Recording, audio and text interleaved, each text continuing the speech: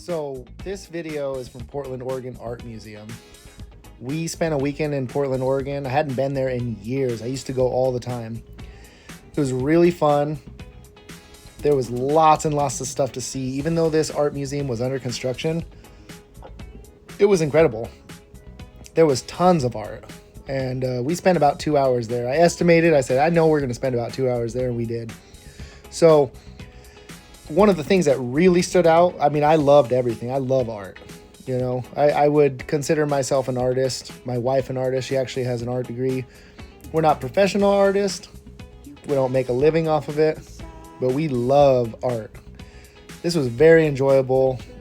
We enjoyed it so much. It was so relaxing.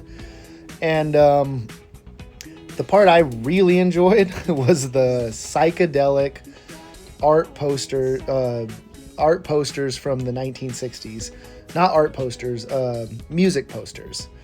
So basically, you know, when you see a flyer for your local bands, you know, and it has all the names on there of the different bands that are going to be playing, and it's got some funky artwork on there. This is something that people have been creating for a very long time. But the collection of the 60s psychedelic rock poster flyer art, if you will call it that, was incredible. And you're going to see a lot of photos. I took a lot of photos. You might, if you look close, you might remember some names of some really good classic rock bands from the counterculture of the 1960s, 1970s. I really like stuff like this. It was miniature. Anything miniature is incredible. So I got to get a close-up, really look at the details. Now, what's interesting about this type of art is it's very mathematical. Like, this is all laser cut, thin pieces of wood on a laser CNC machine, basically. Then we also noticed, we really liked, there was a lot of stuff that we were like, this could be in like your dentist office growing up. Not to date ourselves, but like, I was born in 1986. So imagine growing up in the 90s and what your dentist office looked like. If you can relate, you can relate. It was some interesting stuff. Then this, if you can remember, this is like that, what is it called? Fimo clay? Or I can't remember the exact name of it. When you mix all the clays together, though. Some of this stuff was incredible, but check out everything. I'm going to be quiet now, you know, and just enjoy the art. Immerse yourself in this artwork. It was quite enjoyable.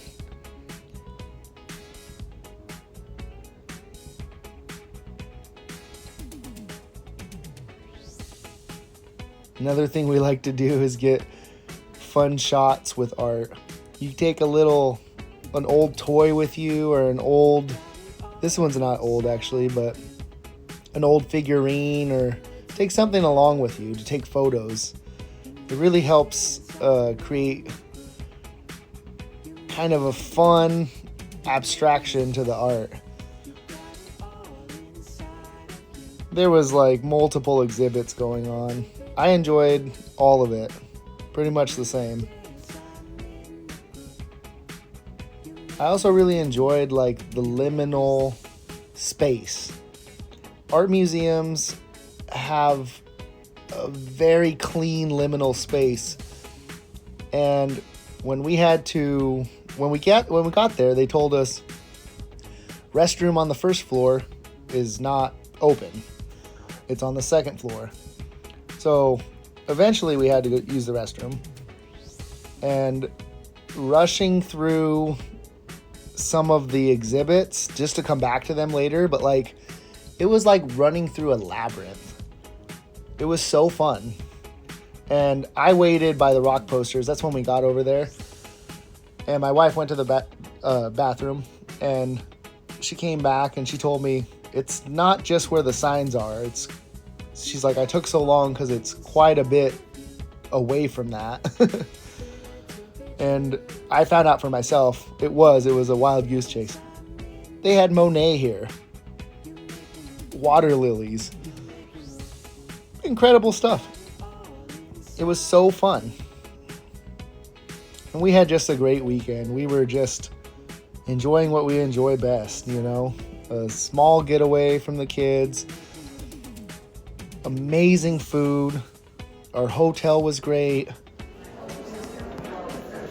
If you need to pause these things, pause them, you know? Enjoy it. Take it in. If I have the text up there, pause it on the text. You'll learn something.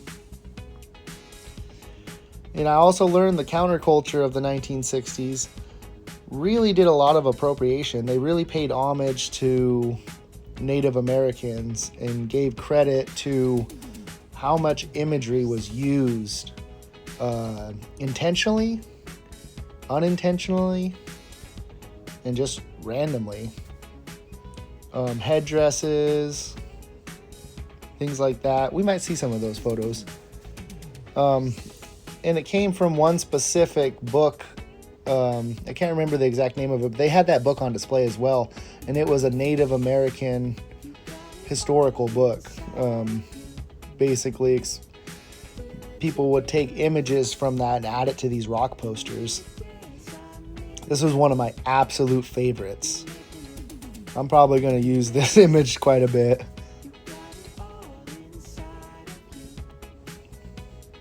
You guys remember this face from The Exorcist? It would pop up on the screen. Pretty fucking scary. And this is just one part of our trip. We got so much footage. I'm really reevaluating how I want to collect my footage, you know? How much I want to put into a video. How much footage I want to get. You know, I don't think there's a cap on that. And then I can edit it all later. Sometimes I just try to grab what I think will work in the video. But I realize later when I go to edit, now that I've been doing this for so many years, I realize more is beneficial. The Grateful Dead art, incredible. They even had these pieces of vintage clothing on display. My wife made the joke about that dress. Every ghost movie ever, that's the dress they wear. Really cool stuff. What's crazy is when you see this stuff up close, quality was insane. It was all just absolutely handmade. You could see imperfections in it, but you could also see like the quality of a different time. It was basically thicker material, better stitching.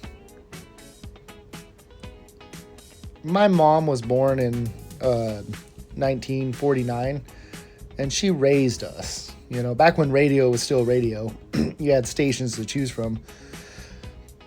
She raised us on this music she grew up on.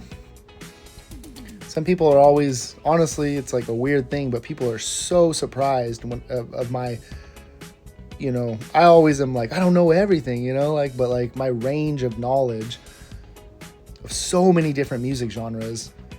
And I have to attest that knowledge to my mom. You know, she raised us and took us to any concert that bands were from her time, like still playing.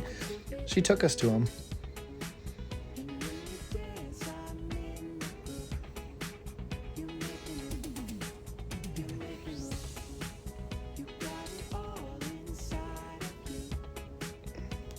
I don't exactly know the year that Pink Floyd was formed, one of my favorite bands, but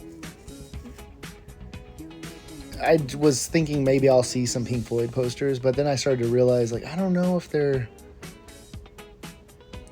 how much of their stuff was from the 60s. I think maybe they formed a little later. I could be completely wrong. One of my favorite bands, and that's what I mean, is like, I don't know everything, you know?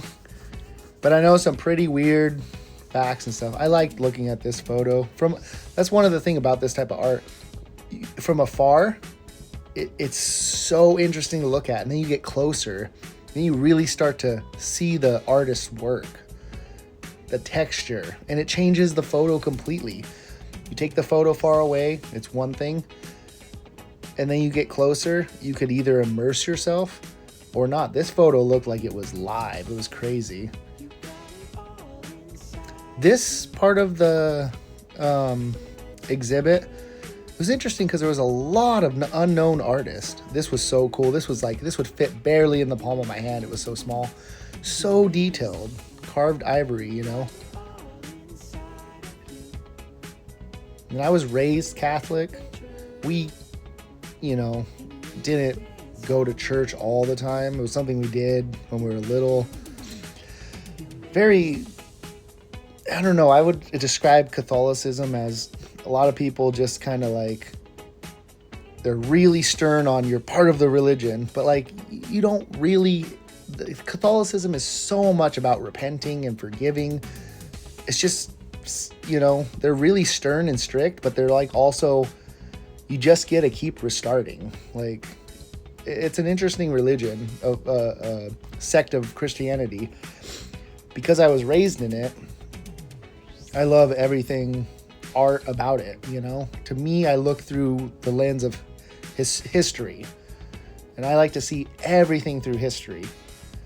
You can do that with religion specifically. You know, when you do it with food, it's just wonderful. You start to really understand the interconnectedness of the world. When you do it with art, you start to realize a lot of things, you know, like how interconnected everybody's basically collectiveness is. But with religion and all the stuff they had there, you can look at it secularly, and it's very historical. This was interesting. It was a bunch of computer chipboards all stapled together. Those were penny loafers, real penny loafers, made with real soldered pennies. This was really funny. It was called The Gum Under the Table, and it was in the shape of a face. I hope you guys enjoyed it.